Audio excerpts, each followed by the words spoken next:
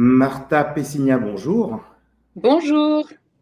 Ravi de vous retrouver, Martha, quelques jours après notre dernier enregistrement. Je le rappelle, c'était un enregistrement qui s'était fait le lendemain de votre confirmation pour être présente au second tour avec Nathalie Cogia. Vous êtes les deux femmes, d'ailleurs, à avoir été, avoir eu cette opportunité de pouvoir vous présenter pour le second tour. Donc, malheureusement, on a eu quelques soucis techniques, donc il m'apparaissait évidemment important que vous puissiez être de nouveau interviewé pour avoir une interview la plus complète vous concernant. Voilà, cela étant dit, en même temps, eh bien, l'actualité a évolué. Bon, j'espère qu'en tout cas, tout va bien pour vous, Martha. Comment se passe ce début de campagne, de second tour? Tout va très bien. Écoutez, on a pris 2 jours pour organiser toute la planification de cette seconde partie de campagne. On va à nouveau se déplacer à la rencontre des électeurs et des électrices de la circonscription en Espagne, au Portugal. On ne pourra pas aller partout malheureusement, mais on va aller, on va dire, dans les plus grandes villes d'Espagne et du Portugal. Voilà, c'est beaucoup de travail, mais je suis ravie. Dès demain, je serai à Madrid, à Barcelone, ensuite à Valence, à Palma de Mallorca, et la semaine prochaine, j'irai à Madrid et à Valence, et à Lisbonne. Et à Lisbonne, vous finissez d'ailleurs, j'ai cru comprendre, à Lisbonne. Exactement, tout à fait. Alors, Martha, lorsque nous nous étions entretenus il y a 48 heures, pour dire les choses, nous avions évoqué effectivement, ou vous aviez évoqué le fait que comme vous représentez l'étiquette NFP, vous alliez avoir le soutien des autres formations de gauche, PS et Place Publique, qui s'étaient présentées indépendamment, on le rappelle, lors du premier tour. D'ailleurs, en dessous, nous affichons le score de chacun des candidats, donc comme ça, chacun peut le lire, peut le voir. Et donc, on avait parlé de différents soutiens. Aujourd'hui, l'actualité nous rattrape un petit peu, donc c'est d'autant mieux que je puisse vous avoir aujourd'hui en interview. On a effectivement au sein d'abord de Place Publique, on va dire quasiment le fait de ne pas vouloir du tout s'associer avec LFI. Or, vous êtes représentante LFI, je le rappelle, soutenue par les écologistes. Et en même temps, aujourd'hui, sur X, ex-Twitter, Carole Delga du Parti socialiste s'est aussi exprimée, en disant évidemment qu'elle ne souhaitait aucune union avec LFI pour la 5e circonscription. Donc, comment vous ressentez un petit peu, comment vous le vivez? Alors, merci pour ces rappels. Donc, je tiens à rappeler que j'étais non seulement soutenue, mais aussi investie par la France Insoumise, les écologistes et Génération, et également par le mouvement citoyen Agissons Ensemble, qui est ancré localement au sein de la circonscription en Espagne et au Portugal, et dans lequel il y a des représentants et des représentantes politiques, référents, référentes de tous les partis de la gauche, de LFI à Place Publique, même si ça peut sembler étonnant. On travaille ensemble, on est ancré localement, on organise des événements, des mobilisations.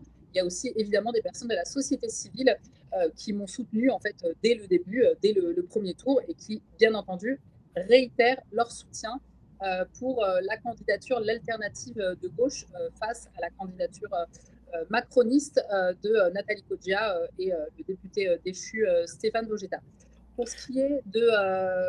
Ce que vous êtes en train de dire, Martha Pessigna, juste pour préciser, ça veut dire qu'en fait, vous êtes en train de dire que sur l'aspect local, ou en tout cas l'aspect local, les associations sont un petit peu, ou en tout cas, les accords sont un petit peu différents par rapport à ce qui est souhaité par le national. Oui, tout à fait. J'allais y venir. Donc, tout d'abord, je tiens à féliciter Guillaume Ouais. Horn et Joanne Chermette pour leur très belle campagne. On a eu l'occasion de se croiser. Voilà, bien entendu, je ne vais pas vous mentir, j'aurais aimé qu'on parte tous unis. Et puis, cette désunion aurait pu nous coûter le second tour au bénéfice du Rassemblement national. Donc, voilà, j'ai réussi à aller au second tour, mais ça s'est joué quand même à assez peu de C'était voix. chaud. C'était chaud. Voilà. Et donc, voilà, je pense qu'on était toutes et tous assez fébriles dimanche avant l'annonce des résultats. Guillaume Horn et la fédération du Parti socialiste et le secrétaire général ou porte-parole Pierre Jouvet ont dès le lendemain annoncé qu'ils soutenaient ma candidature. Donc en tout cas au niveau du national de la fédération et de Guillaume Horn, il y a un soutien clair sans ambiguïté pour ma candidature, pour battre la candidature macroniste. Voilà, il a bien précisé, il a précisé, en tout cas si je relis son courrier, que c'est un soutien à Marta Pessigna, c'est-à-dire à vous-même. Il n'a pas évoqué le fait de soutenir, en tout cas, les idées de LFI. Voilà, je faisais juste...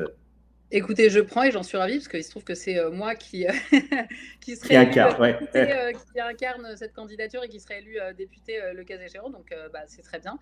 Si cette personne m'accorde, si Guillaume Horn m'accorde sa confiance, voilà, j'ai lu son communiqué et je le remercie pour son soutien pour ma personne. Mais moi, j'incarne surtout un programme qui est le programme du Nouveau Front Populaire, je le rappelle. Et pour finir, pour ce qui est de place publique, effectivement, voilà, on a vu que au niveau national, il n'y avait pas d'appel au soutien ni à la candidature de Nathalie Coggia, ni à ma candidature. Mais je tiens à dire qu'au niveau local, les choses sont différentes. J'ai eu, en tout cas en privé, pour le moment, des manifestations de soutien de personnes représentantes, élus consulaires, de différentes personnes au sein, différents représentants et représentantes au sein de places publiques, parce que les personnes me connaissent, travaillent avec moi et reconnaissent mon engagement et mon ancrage dans la circonscription, qui est bien loin des caricatures qui peuvent être perçues depuis Paris et sur les réseaux sociaux. Et après, voilà, il se pourrait qu'il y ait dans les jours à venir des manifestations de soutien de la part de représentants de places publiques au niveau local. Mais tant que les choses n'ont pas encore été officialisées, je ne peux pas vous en dire beaucoup plus. Mais en tout cas, je vous le dis, au sein de la coalition Agissons ensemble, qui me soutient depuis le premier tour, il y a des représentants et des représentantes de places publiques qui me soutiennent donc au sein de cette coalition. D'accord, donc on l'a bien compris. Peut-être donc à suivre, en tout cas, sur ce sujet. Alors, je sais que vous êtes très engagé, évidemment, pour les droits de la femme, parce que vous l'avez exprimé clairement et de nombreuses fois, et surtout à notre antenne. On en a donc longuement parlé de votre activité professionnelle aussi. Là, vous allez vous retrouver dans un débat et vous serez deux femmes. Alors, quelle est votre première impression?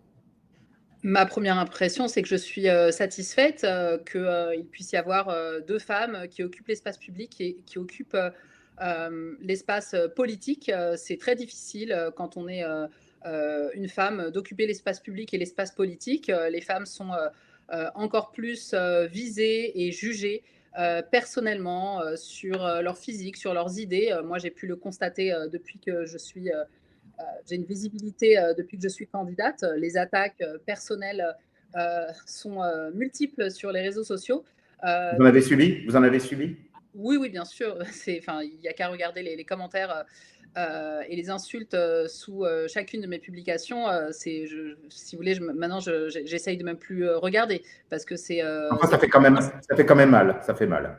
C'est quotidien, c'est tous les jours. Donc voilà, je me félicite que nous puissions être deux femmes à représenter nos partis politiques et nos programmes respectifs. Donc ça, c'est une très bonne chose. Après, je pense qu'il faut aussi, quand on parle quand on est attaché à l'émancipation des femmes, à l'égalité professionnelle femmes-hommes et à la prévention et à la lutte contre les violences sexistes et sexuelles, contre le sexisme, je pense que ce qui prime, c'est quand même le programme. Donc évidemment, il y a l'incarnation, mais il y a aussi les idées qu'on porte, le programme, les propositions qu'on fait. Et force est de constater que le programme qui contient le plus de propositions, qui est qui travaille le plus avec les associations féministes, les associations qui luttent contre les violences sexistes et sexuelles, eh bien, c'est le programme du Nouveau Front Populaire. D'ailleurs, le Nouveau Front Populaire cherche à s'inspirer des mesures qui ont été mises en place en Espagne. L'Espagne, je le répète, a peut-être 15 ans d'avance sur la France sur la lutte Oui, contre les violences conjugales. Et donc, je constate que Emmanuel Macron, qui devait faire lors de son premier mandat l'égalité femmes-hommes, la grande cause du quinquennat, n'a absolument rien fait. Il a réduit les budgets du ministère de l'égalité et il n'a pas du tout écouté les recommandations qu'on avait à lui faire. Donc, vous malheureusement, avez vu quand Nathalie même, Kotka, vous avez vu quand même, Marta Pessiniak, qu'aujourd'hui, notre nouveau Premier ministre, Sébastien Lecornu, vient d'annoncer que pour les retraites, les femmes auraient un bonus supplémentaire. Je ne sais pas lequel sera, mais en tout cas, c'est l'annonce qui a été faite. oui, s'il pouvait commencer par revenir sur la réforme des retraites, je pense que c'est ça qu'on lui demande et pas des petites annonces, des micro-annonces qui vont absolument rien changer à l'impact de la réforme des retraites sur les femmes qui vont être les plus pénalisées et notamment sur les femmes, sur les Françaises de l'étranger qui sont celles qui se retrouvent le plus en situation de précarité. Et pour terminer mon propos, je voulais juste dire que donc, Nathalie Coggia, je suis ravie qu'elle soit candidate de son parti, du parti présidentiel de Renaissance.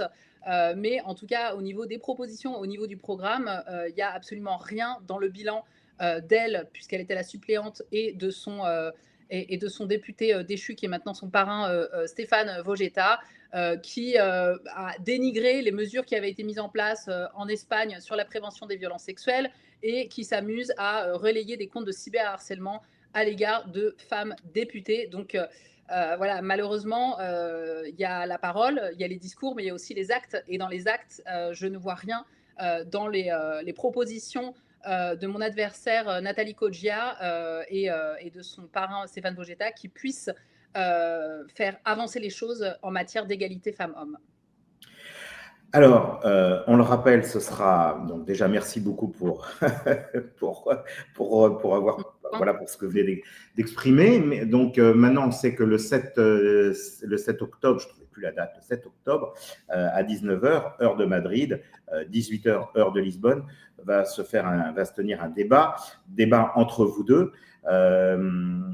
Comment vous voyez les choses, comment vous les percevez. Il sera évidemment présent et co-animé par Hugo Couturier, Hugo au perchoir, comme il est connu à l'Assemblée nationale par de nombreuses personnes qui sont influentes dans la sphère politique.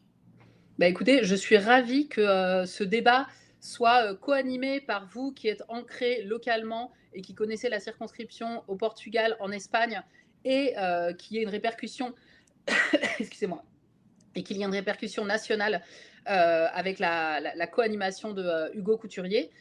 Donc ça, c'est une très bonne chose. On va pouvoir débattre des thématiques de la circonscription, des thématiques nationales.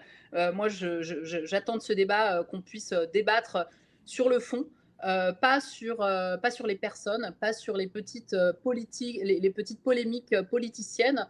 Moi, j'attends de Nathalie Coggia qu'elle nous parle du bilan de son ancien député Stéphane Vojetta, qui deviendra son collaborateur parlementaire, pour qu'ensuite elle redevienne sa collaboratrice en 2027, si on suit leur communication. Donc c'est un duo indissociable. Ça, c'est vous qui l'avancez. Elle ne s'est jamais encore exprimée. Non, pardon, c'est pas moi qui l'avance. C'est ce qu'a dit Stéphane Vojetta sur ses réseaux sociaux, qu'il a annoncé qu'il reprendrait les rênes en 2027, qu'elle lui céderait la place. Mais pour terminer, donc moi, j'attends. Moi, j'ai pas lu l'information, donc. Je pourrais vous la retrouver si vous voulez faire un fact-check sur les réseaux sociaux de Stéphane Vojetta. Il n'y a aucun souci, vous retrouverez sans aucun problème l'information. Dans tous les cas, ce que j'attends de ce débat, c'est qu'on puisse débattre sur le fond, on puisse débattre sur le bilan de Stéphane Vojetta, les lois qu'il a votées au niveau national, son bilan pour les Françaises et les Français de la circonscription. J'aurais aucun problème à parler du bilan aussi des votes qui ont été votés par la France Insoumise et le Nouveau Front Populaire jusqu'à présent, et puis qu'on puisse débattre de nos programmes, de nos propositions. Je pense que c'est vraiment important qu'on puisse aller sur le fond du sujet. C'est ce qui intéresse les gens, en fait. C'est pas les étiquettes, les polémiques, c'est qu'est-ce qu'on a à proposer. Absolument, Martha Pessignat, je vous le confirme. Et d'ailleurs, avec Hugo, nous faisions le point évidemment sur les différents sujets qui allaient être abordés dans le cadre de ce débat. Donc, soyez nombreux. Si vous voulez, vous pouvez vous inscrire directement. Ce sera diffusé, bien entendu, en direct à la fois sur YouTube, sur Facebook, sur Twitch et peut-être encore sur d'autres réseaux. On est en train d'essayer de finaliser ça pour donner, pour vous permettre justement d'avoir la meilleure visibilité possible. Voilà, on va essayer de l'animer au mieux. Les temps de parole seront pleinement respectés et vous pourrez chacun vous exprimer et surtout débattre et présenter chacun vos projets. Oui. Chacune. Chacune. Il va falloir s'y habituer. Non, ça y est, je vais me faire taper sur les doigts. Ça y est, j'ai fait la boulette du jour. Merci en tout cas beaucoup, Martha Pessignat. J'espère que vous m'en tiendrez pas rigueur. Ne vous inquiétez pas, j'ai l'habitude. On rappelle à chaque fois pour que ça rentre dans la tête. Oui, pour qu'on l'ancre. Normalement, j'essaie d'y penser. Normalement, ça vient naturellement. Mais là, aujourd'hui, c'est un peu loupé. Bon, Martha, en tout cas, merci beaucoup. Comme je dis à chacune des candidates, bonne chance. Bonne chance. On se retrouve de toute façon le 7 octobre à 19h heure de Madrid, 18h heure de Lisbonne, où là, donc, dans le cadre du débat, eh bien, vous pourrez présenter intégralement votre programme, vos suggestions, débattre évidemment avec votre adversaire, donc Nathalie Coggia, qui représente évidemment le parti Renaissance, le parti de la majorité présidentielle, pour être plus précis. Et vous, eh bien, comme NFP, et plus précisément, on va le dire aujourd'hui, LFI. Merci à vous. Bonne journée. À très bientôt. Merci beaucoup, Thierry. Et je voulais juste vous remercier à nouveau de nous accorder cet espace médiatique. Je pense que c'est très important. Je voudrais quand même rappeler qu'il y a un taux d'abstention qui est extrêmement élevé et c'est important que les gens de la circonscription s'intéressent à la politique, s'emparent de la politique, parce que sinon, c'est la politique qui fera les choses, qui changera la vie à leur place. Donc, quelles que soient vos convictions, vos idées, vos étiquettes, c'est vraiment très important de prendre part à de s'engager dans cette élection et d'écouter ce débat pour pouvoir comparer les différentes offres, les différentes propositions et se faire une idée en toute conscience. Merci beaucoup, Thierry. Voilà, et donc, comme on dit, allez voter. Merci à vous. Et on le rappelle qu'à partir du 3 octobre, le vote en ligne sera ouvert jusqu'au 8 octobre et qu'ensuite, ce sera le 12 octobre, si je ne me trompe, ce sera un dimanche, bien entendu, pour voter en présentiel et soyez le plus nombreux possible parce que, voilà, l'abstention, c'est ce qu'il y a de pire. À très bientôt. Merci, Martha. Merci beaucoup, Thierry. Au revoir.